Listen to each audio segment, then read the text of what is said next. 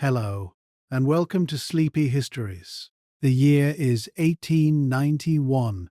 In the expanding urban centres of Victorian Britain, the architecture of the middle-class home functions as a biological machine powered by a hidden workforce. You are part of a demographic statistic that defines the feminine experience of the era. Over one-third of all women aged between 15 and 20 are currently engaged in domestic service. This is not merely a job, but a total absorption into a rigid socio-economic structure. As you navigate the narrow back staircases designed specifically to keep the labor force times invisible, you carry the physical burden of this hierarchy. In your grip is a galvanized steel bucket filled with a mixture of boiling water and caustic lye. The alkalinity of the soap strips the oils from your skin, leaving your hands cracked and perpetually raw, a condition known colloquially as washerwoman's itch. You kneel on the landing of the servants' quarters, which are situated in the uninsulated attic spaces where the air is thin and carries the dry, suffocating scent of dust and old wool. You hear the rhythmic, abrasive sound of a scrubbing brush on cold stone stairs, a sound that serves as the heartbeat of the Victorian household. Each stroke across the sandstone steps represents a minute of your 12 to 16-hour workday. This labor is the direct result of a specific fiscal policy, the Internal Revenue Act's tax on indoor male servants. Because the government levies a duty on every footman or valet employed, the middle class has pivoted to female labor as the cheaper, more viable alternative. As a female servant, you are the grease that allows the gears of Victorian social respectability to turn at a fraction of the cost. Within this ecosystem, the economic stratification is precise and unforgiving. If you are a kitchen maid or a slavey, a term for those at the very bottom of the ladder, your labor is valued at a mere £6 to £12 per year. This sum must cover your few personal necessities and perhaps a remittance sent back to a rural family. Below even these roles is the tweenie, the assistant maid, whose labor is split between the cook and the housemaid. The tweenie serves two masters and is compensated with a wage even lower than that of the maid of all work. This hierarchy is not just about money, it is about the physical distribution of energy. You move several hundred pounds of coal a day from the basement bunkers to the fireplaces on the upper floors. The weight of the coal buckets strains the vertebrae of your lower back, a dull ache that never truly subsides.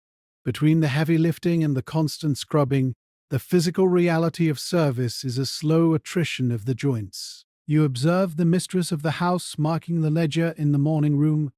She is the manager of this machine, and your survival depends entirely on her assessment of your efficiency. The claustrophobia of the servant quarters, often shared with 3 other girls in a space no larger than a horse stall, reinforces your position. There is no privacy, no personal autonomy, and no legal protection against the exhaustion that settles into your marrow by nightfall. The lye, the ash, and the cold stone are your constant companions in a world that requires your presence to be felt, but never seen or heard. While the work was grueling, the true danger lay in the absolute power employers held over a maid's future. The mistress's word in a letter of reference is the difference between a life of labor and a life on the streets. Every look, every minor mistake, is recorded under her watchful eye. At night, the reality of the attic becomes its own prison. The ceiling slopes so low you cannot stand straight, and the rafters are thick with the accumulated dust of decades. By 1891, the modern home demanded total cleanliness from its staff, yet offered them only the most primitive conditions. You sleep on a thin straw mattress. The rustle of the stalks a constant reminder of the rural life you left behind for the city's promise of £6 a year. Your hands, still stinging from the day's lie, are tucked beneath a thin wool blanket. You are one of the millions of women whose youth is being scrubbed away on the stone of another person's hallway. Your future is not yours. It is a commodity traded for a reference, and a room that is barely a room. As the gas lights flicker out in the streets below, you realize that the architecture of this house is designed to keep you in the shadows, trapped between the coal cellar and the rafters, until your body can no longer sustain the pace of the machine. The grinding rhythm begins again at 5 a.m. and the stone stairs are waiting. You observe the mistress of the house seated at her escritoire, her pen scratching across parchment with a finality that dictates the trajectory of a girl's entire existence. The rigid hierarchy of the Victorian domestic service industry, codified by the 1891 census, distilled the lives of young women into a single fragile document, the character. This written reference was not merely a recommendation. It was a legal and social prerequisite for survival. Without this validation of conduct and skill, a maid was effectively blacklisted from the respectable world, transformed into a pariah within the labour market of London and its sprawling suburbs. The systemic nature of this control ensured that while the physical walls of the great house defined your workspace, the shadow of the employer's approval defined the absolute boundaries of your future. To exist without it was to be erased from the record of honest work. Security in these households was an illusion maintained through absolute leverage. When a maid faced summary dismissal, the power dynamic shifted from the contractual to the carceral. You hear the heavy thud of a wooden trunk being locked and withheld, the sensory anchor of a life uprooted. By law and custom, mistresses possessed the authority to seize a servant's personal box of belongings to cover alleged thefts or perceived damages. This box, often containing the entirety of a woman's worldly possessions, from spare linens to family mementos, became a ransom. To lose one's character was a professional death. To lose one's box was a physical stripping of identity. Imagine being turned out into the soot-stained streets of the city with nothing but the clothes on your back, while your life's history remains locked in a basement you can never enter again. The internal atmosphere of these households was often thick with a predatory silence. Young maids, frequently isolated from their families and working 15-hour shifts, occupied a position of profound vulnerability. The architecture of the Victorian home, with its back stairs and darkened corridors, facilitated a spectrum of sexual exploitation by the masters and their sons. For the domestic, there was no legal recourse. The expectation of subservience was total. You reflect on the case of Mary Branch, who in 1740 was executed for the brutal beating of a servant that resulted in death. Her defense was the articulated belief that servants were not mere employees, but slaves and thieves by nature.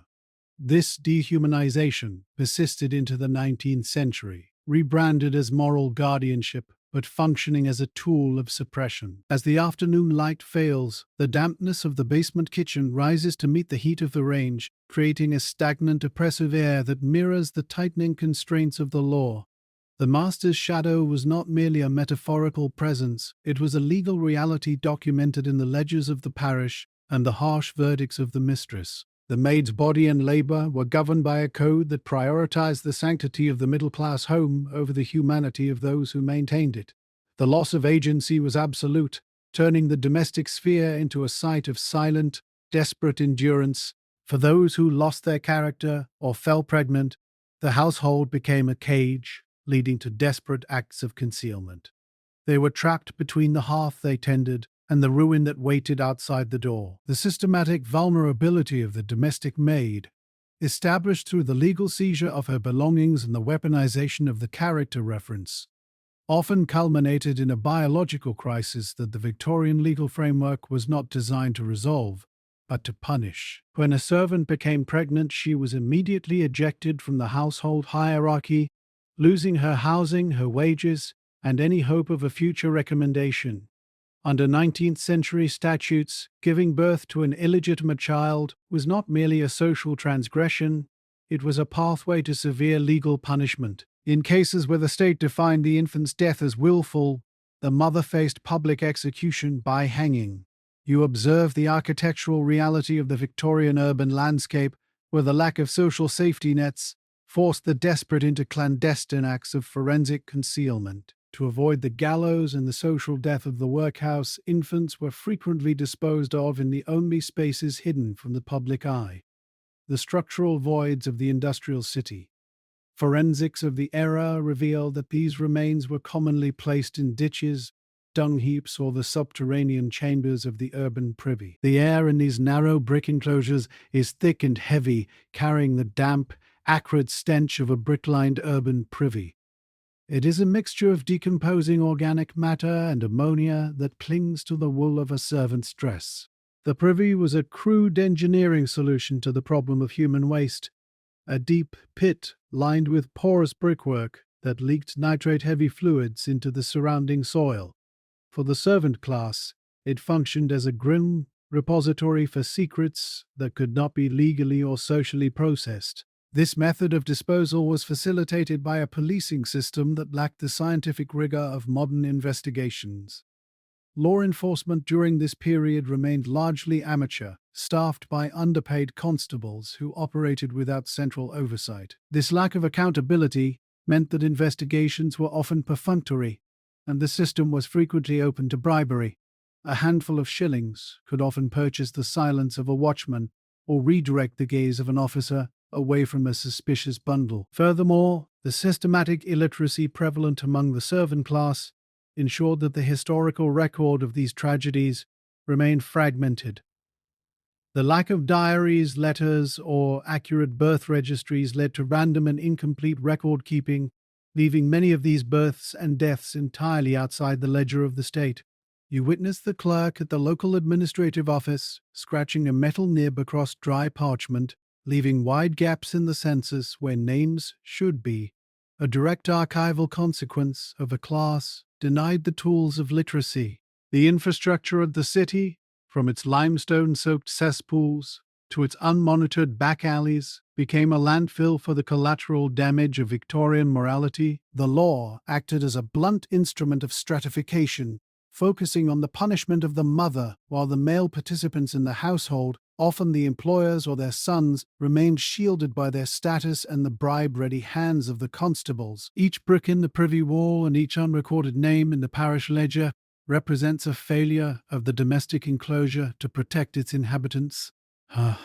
When the domestic sphere cast them out, women turned to the only market that remained, the streets of London. And this transition marks the end of their life as a domestic and the beginning of a desperate survival in the sprawling urban shadow. The record of their existence shifts from the census to the police blotter, or fades entirely into the damp earth of the city. As we move into the next chapter, we follow the path of those who were forced to navigate the precarious economies of the night, where the only currency left was their own bodies. The transition from the hidden privy to the public thoroughfare was a journey of finality from which few ever returned to the safety of a respectable home. The geography of 19th century London is a map of strict social hierarchies, where the transition from a respectable thoroughfare to a site of illicit commerce is measured in mere paces. While the Victorian domestic landscape was characterized by the concealment of the unwanted in privies and dark corners, the public sphere of Covent Garden operated under a different set of logistical parameters. Here, the trade in human intimacy was not merely a shadow economy, but a highly organized industry stratified by class, costume, and specific urban coordinates. You observe the transition from the silent, forensic grimness of the servant quarters to the sensory overload of the Haymarket at midnight, where the rustle of expensive silk skirts creates a sharp, rhythmic friction against the grit and horse manure of the London sidewalk. This sound is the acoustic signature of the high-status sex worker, a woman who signals her availability through a defiance of traditional Victorian dress codes. Unlike the modest woman who covers her head, these high-status unfortunates traverse the pavements without hats, their exposed hair and vibrant saturated dyes serving as a visual beacon to the men congregating outside the theatres and pleasure gardens. Statistical data from the mid-century suggests the sheer scale of this industry was a structural necessity of the urban ecosystem.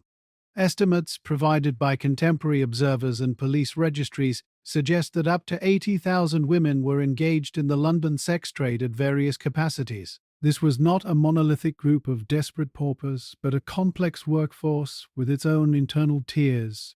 At the apex stood the courtesans of the Haymarket, women whose visibility was a calculated business move, utilizing the city's burgeoning retail culture to procure the gowns that signaled their high premium. Underneath this layer sat a more localized bureaucratic system of solicitation.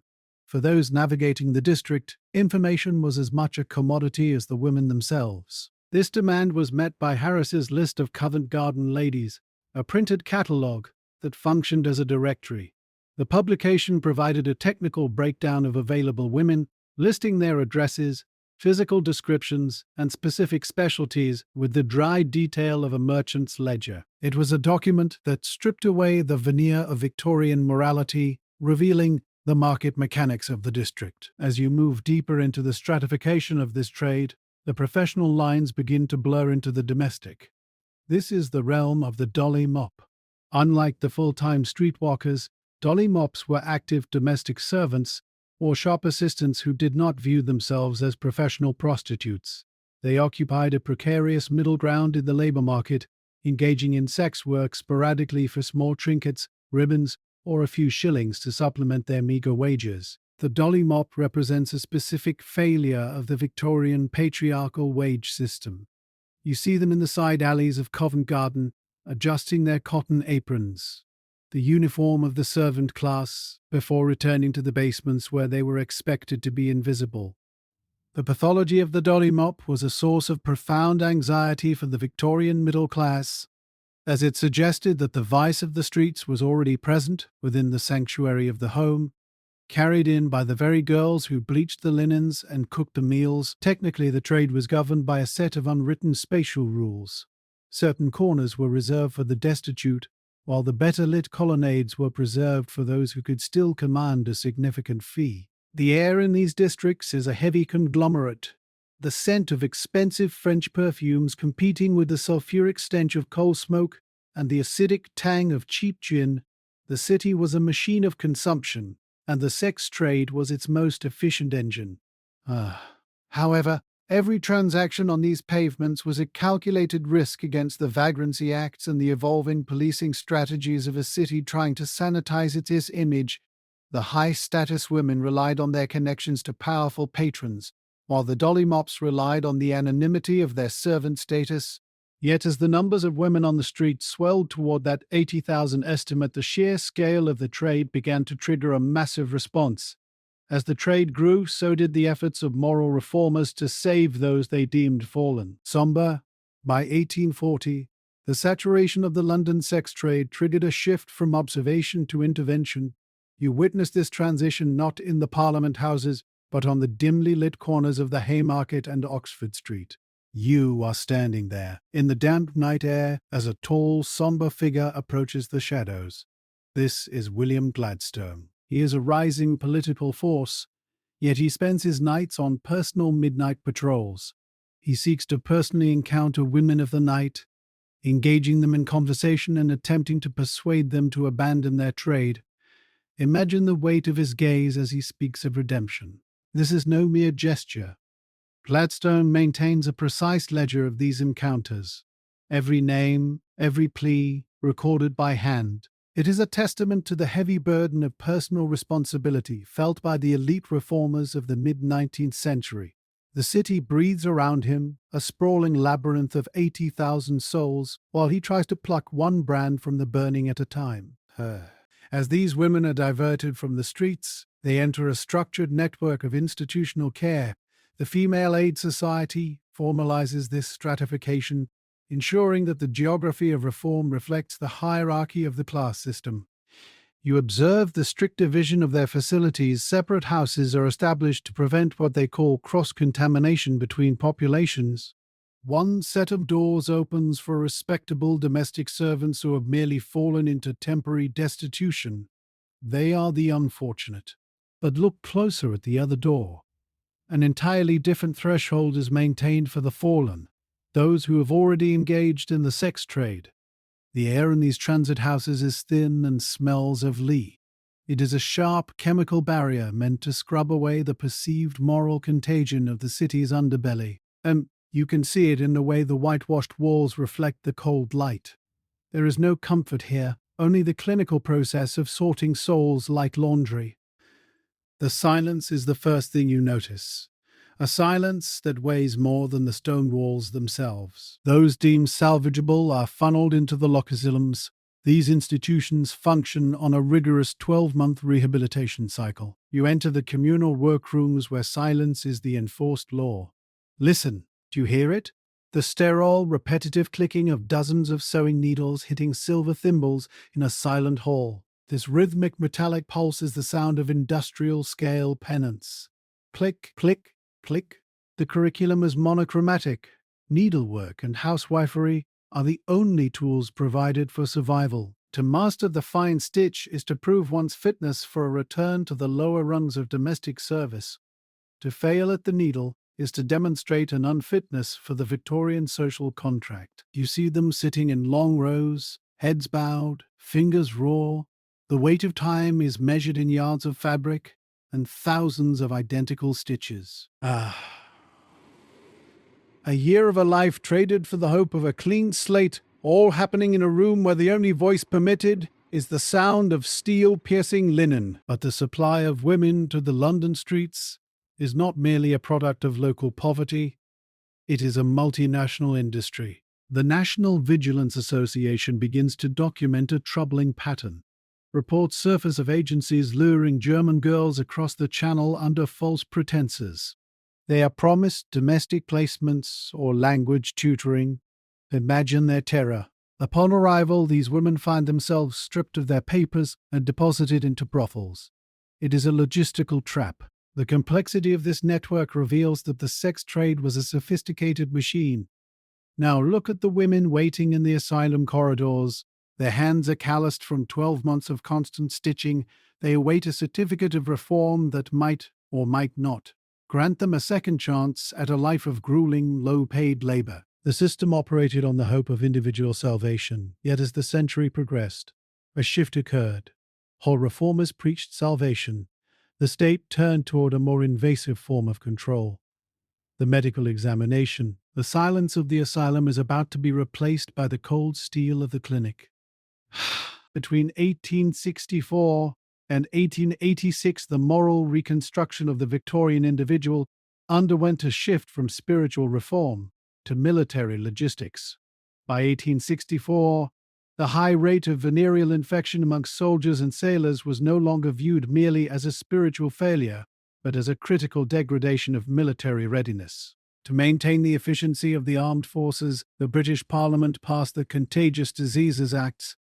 This legal framework prioritized the state's biopolitical control over the female body, transforming suspected civilian women into subjects of military health surveillance. You observe the transition of authority as the local police constable is replaced by the plainclothes sensation officer, tasked with monitoring the streets of garrison towns and naval ports. These officers possessed the absolute power to identify any woman as a common prostitute. Under the laws of 1864, 1866, and 1866, and 1869, the mere suspicion of an officer was sufficient to compel a woman to submit to a physical examination. The criteria were notoriously subjective, often based simply on a woman's presence in a specific neighborhood or her lack of male accompaniment. Once identified, she was served with a notice to appear before a surgeon for a bi-weekly internal inspection. Failure to comply resulted in immediate imprisonment. You stand in the examination room, where the silence is punctuated by the cold, metallic clink of 19th-century surgical instruments being arranged on a wooden trolley. The speculum, a heavy device of polished steel or brass, was the primary tool used for these forced examinations, often conducted with a clinical speed that disregarded the physical trauma inflicted upon the subject. If the examining surgeon diagnosed a woman with a venereal infection, the acts provided the legal mechanism for her forced medical detention. These women were transported to designated certified hospitals, which functioned as a synthesis of a medical facility and a high-security prison. The logistics of this detention were absolute. Women could be held for up to 9 months without trial or further evidence. The atmosphere in these wards was dominated by the sharp, medicinal odor of carbolic acid and the pervasive presence of mercury. The technical reality of mid-19th century medicine was that effective pharmacology for syphilis did not yet exist. Until the arrival of the arsenic-based compound salvarsan in 1912, treatments were largely ineffective and frequently toxic. you see the patients undergoing mercurialization, a process involving the ingestion or rubbing of mercury into the skin until the body began to fail. This systematic suspension of habeas corpus for a specific class of women catalyzed a significant political mobilization. In 1869, Josephine Butler spearheaded the formation of the Ladies' National Association for the Repeal of the Contagious Diseases Acts. Butler's campaign was meticulously structured, utilizing a fact-based rhetoric that emphasized the violation of constitutional rights and the inherent double standard of a law that penalized women while ignoring the male soldiers who contracted and spread the infections. You witnessed the distribution of pamphlets and the coordination of public lectures, a sophisticated political machine that challenged the medical and military establishment. Butler's organization argued that the acts did not actually reduce the rate of disease but instead institutionalized a slave-like status for women under the guise of public health. The technical mechanics of the repeal movement involved years of lobbying and the collection of data to prove the act's failure as a sanitary measure. The resistance was not merely ideological, it was a response to the physical reality of the examination room and the total lack of therapeutic results from forced hospitalization. The movement turned the clinical observation back upon the state itself. Despite the persistence of the military lobby, the escalating pressure of the Ladies' Association and their allies in Parliament led to the suspension of the acts in 1883 and their full repeal in 1886. However, the legislative precedent for policing the female body had been firmly established. The administrative structures developed in Britain were already being exported across the globe. The logistics of forced medical monitoring were viewed as essential for the maintenance of a disciplined imperial force. As the British Empire expanded, these systems of control followed the ships to the colonies of the South Pacific. The technical mechanisms of detention and inspection were replicated in distant ports, ensuring that the body of the identified woman remained a site of state regulation. Long after the repeal in London, the cold metallic clink of the speculum continued to echo across the colonial frontier, marking the intersection of public health and imperial power. The legacy of the 1864 Act remained a blueprint for the legislative policing of bodies throughout the 19th century and beyond. The legislative scrutiny applied to the bodies of women in Britain's garrison towns found a more extreme structural antecedent in the Southern Hemisphere. As the British Empire expanded its penal reach, the logic of colonial management necessitated the transport of thousands of female convicts to the shores of New South Wales. You observe the arrival of these transport ships, their timber hulls saturated with the brine of the Southern Ocean. The air on deck is a dense suspension of salt spray and the heavy lanolin smell of unwashed wool. Within these vessels, the administrative intent of the British government was not merely the punishment of crime, but the strategic correction of a demographic crisis. In the early decades of Australian settlement, the sex ratio was severely skewed. Data indicates that men outnumbered women by approximately 6-1. This statistical imbalance created an environment where female presence was treated as a logistical commodity rather than the civilian population. The grandeur of this new world was built upon a profound and dangerous inequality. You track the movement of a female convict as she disembarks. The bureaucracy of the penal colony did not view her through the lens of individual rehabilitation. Historical records confirm that authorities frequently selected and transported women for significantly lesser crimes than their male counterparts, petty thefts or vagrancy, with the specific unstated goal of providing partners or domestic stabilization for the male colonists. This was a form of social engineering designed to prevent the perceived moral decay of an all-male frontier. Once ashore, the physical infrastructure of the settlement failed the female arrivals immediately. You note the absolute absence of secure barracks or housing in the earliest days of New South Wales.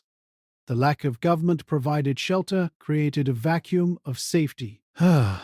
Without a designated roof under which to sleep, female convicts were systematically discarded into the open market of the settlement, left to fend for themselves in a wilderness of men. Technically, this mechanism operated as a shadow economy within the penal system. Historian Anne Summers later categorized this systemic pressure using the analytical term enforced whoredom. This was not a reference to individual morality, but to the state-sanctioned conditions that made sexual exchange a prerequisite for basic survival.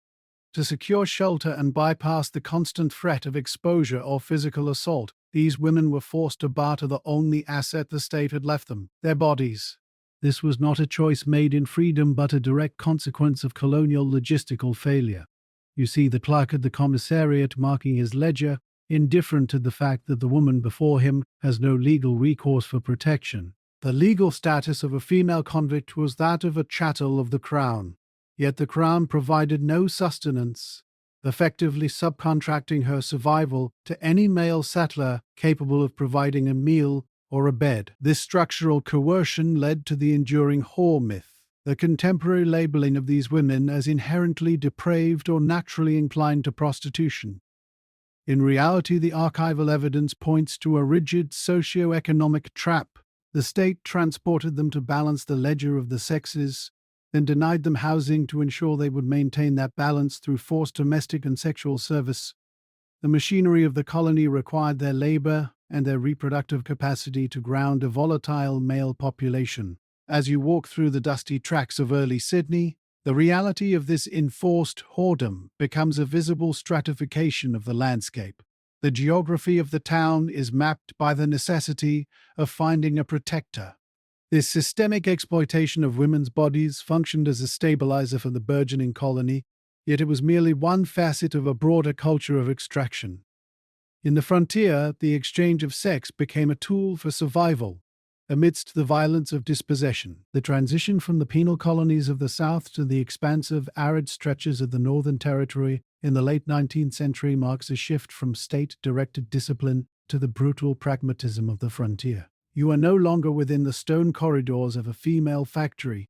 Instead, you occupy the womanless North, a geographic designation that ignores the presence of the indigenous population to highlight the absence of European women. Here, the governance of the body is dictated not by the magistrate's bench, but by the raw economic requirements of the pearling, pastoral, and mining industries. You observe the environment, a landscape defined by isolation where the ratio of European men to women is skewed to an even greater extreme than that of the early convict era. This demographic vacuum creates a specific predatory market for labor and biological survival. In this heat-saturated silence, you notice the dry red dust of the Northern Territory settling in a fine abrasive film over the surfaces of a canvas tent. This dust permeates everything. It settles on the ledgers of the station managers, the coarse blankets of the labourers, and the lungs of those who work the land. Within this setting, the commodification of Aboriginal women's labour and sexuality functions as a foundational economic pillar. The process of integration often begins with the indigenous kinship systems themselves. You witness the elders of localized groups lending women to white intruders, a strategic social maneuver intended to incorporate these newcomers into a network of reciprocal obligations. In the indigenous framework, this is an attempt to bind the outsider to the law of the land. However, in the hands of the frontiersman, this gesture is stripped of its cultural reciprocity and reclassified as a transactional procurement. As the industry of the North expands, the systematic nature of this exploitation hardens into physical infrastructure. You encounter rumors and eyewitness reports of young women, referred to in the derogatory vernacular of the period as studgeons, who are allegedly kept in secured enclosures. These structures are designed to concentrate sexual labor for the benefit of white laborers, ensuring that the men remain tethered to their remote work sites by providing them with access to women who have no means of escape. The technical reality of this containment is a direct response to the womanless status of the frontier, a method of stabilizing a volatile workforce through the forced occupation of female bodies. The air inside these clearings is stagnant, smelling of unwashed wool and the sharp alkaline tang of wood ash. Parallel to the pastoral expansion is the pearling industry centered in ports like Roebuck Bay and Cossack.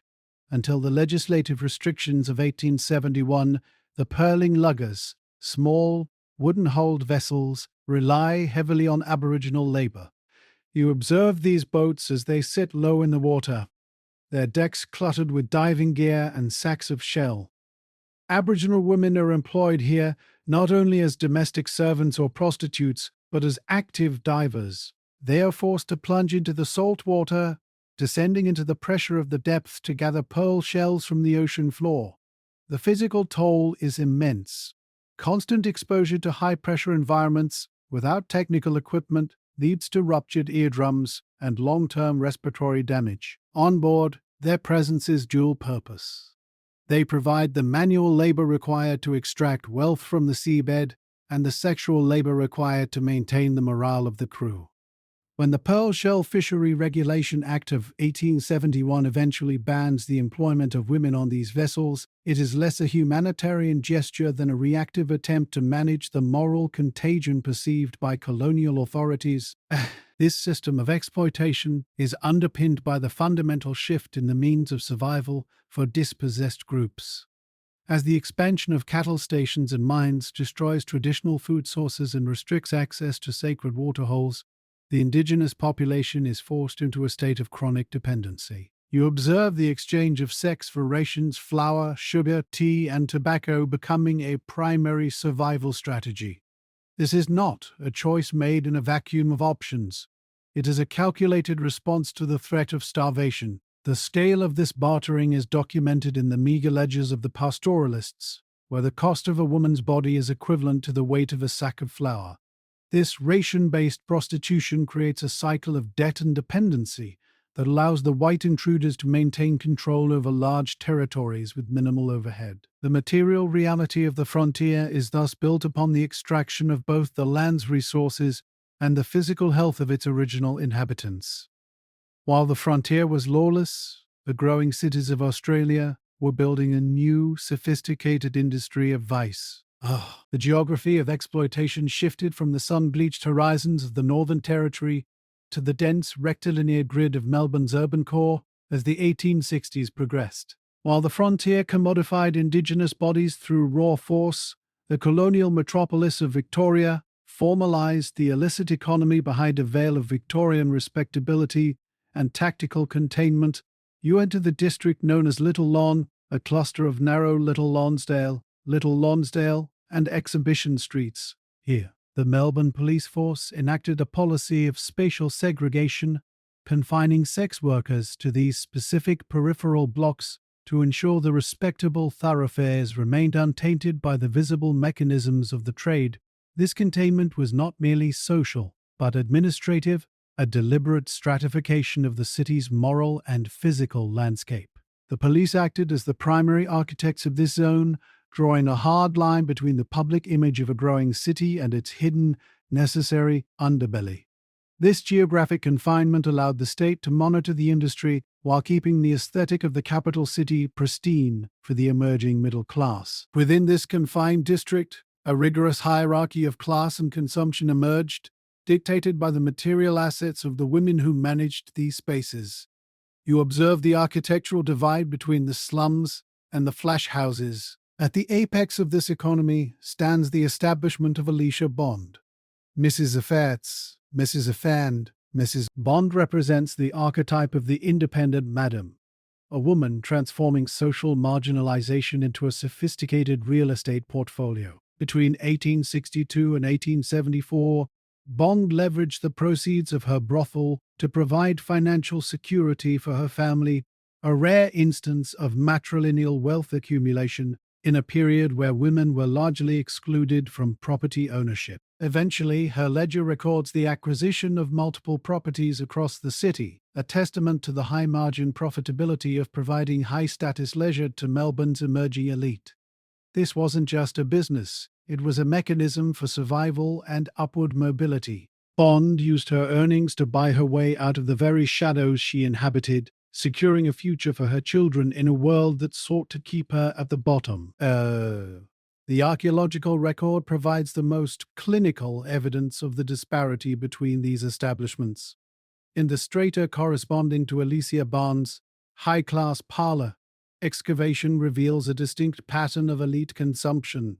the fragments of 77 champagne bottles, and the calcified remains of over 300 oyster shells. You see the physical remnants of a strictly curated experience, the sharp, briny scent of a freshly shucked oyster in a velvet-lined parlor serves as a sensory marker of a client's social standing, a luxury imported from the coast to the city center as a display of logistical and financial prowess. These items, the champagne and the oysters, were the high capital pillars of the flash brothel business model. They were designed to attract men of the professional and political classes who demanded a domestic setting that mirrored their own private retreats. Every shell and every shard of green glass tells a story of a business calculated to extract the highest possible price for an aura of exclusivity and refined taste. This was the logistics of pleasure, managed with precision. Contrasting this with the lower class establishments, such as the house operated by Mary Williams, the material evidence shifts toward a more populist and utilitarian chemistry of intoxication. The soil here yields a significantly higher ratio of stout and ale bottles alongside ceramic gin jugs. There is no champagne here and no expensive shellfish.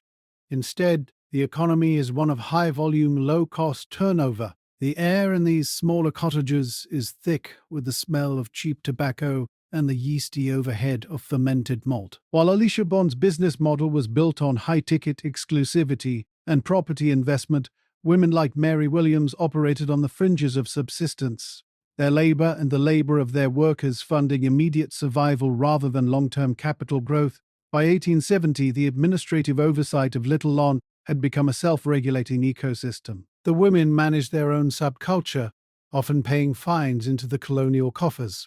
However, the autonomy of these independent madams was increasingly scrutinized. The Bluestone Lanes, once a site of complex female entrepreneurship, began to feel the pressure of a shifting legislative tide. The era of the independent madam was soon threatened by a wave of moral legislation and the rise of organized gangs.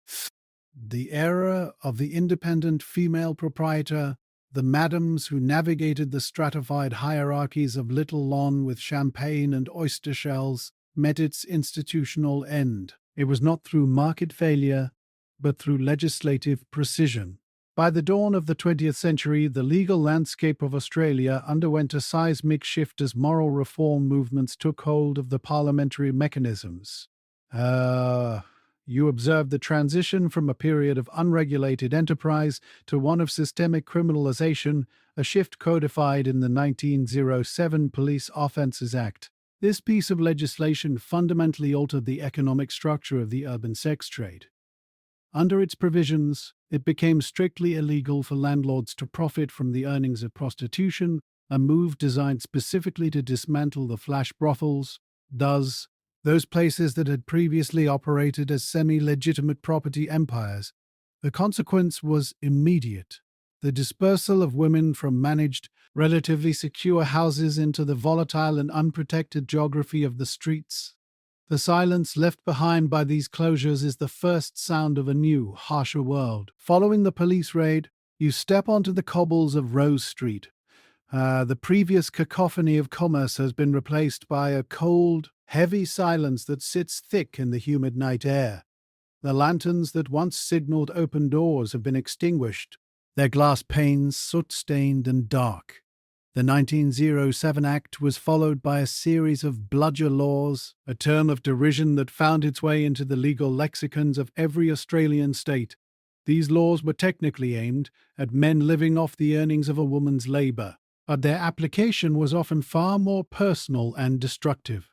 You see the police ledgers marking down the names of husbands and partners of sex workers. Under the new legal definitions, even a domestic life supported by the trade was grounds for imprisonment. By targeting the support systems of these women, the state effectively isolated them, making them vulnerable to a new and more predatory predator, the organized criminal syndicate. As the independent houses collapsed, a vacuum was created in the urban underworld, one quickly filled by the rise of rival gang queens. In Sydney's Surrey Hills and East Sydney, the figures of Tilly Devine and Kate Leigh emerged as the dominant architects of this new violent order. Devine, an English migrant with a record of violence, and Lee, a local entrepreneur in the slagrog trade, weaponized the criminalization of the sex trade. Because the police had effectively removed the legal protection of the property-owning madam, the industry now required physical protection, enforced by razor-edge blades and pistols.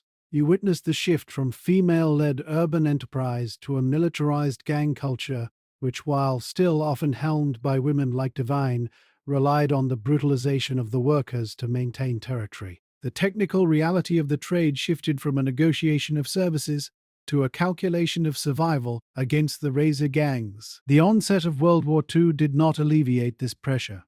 Rather, it codified the state's control over the female body through the mobilization of national security regulations. Under these emergency wartime powers, the legal threshold for police intervention was lowered to the point of extinction. Officers were empowered to detain any suspected woman and compel her to undergo a gynecological examination. You observed the clinical sterile rooms where women were processed without warrant or proof of crime, their civil liberties suspended under the guise of protecting the health of the troops. The atmosphere is one of clinical detachment, the sharp scent of antiseptic masking a deeper systemic violence. This era of regulation and gang-led syndicates lasted until the mid-20th century, cementing a legacy of stigma. The archive reveals a world where the law, intended to reform, instead drove the trade into the hands of the most violent elements of society. The cycle of exploitation and survival continues now, moving from the shadows of history into the light of modern advocacy.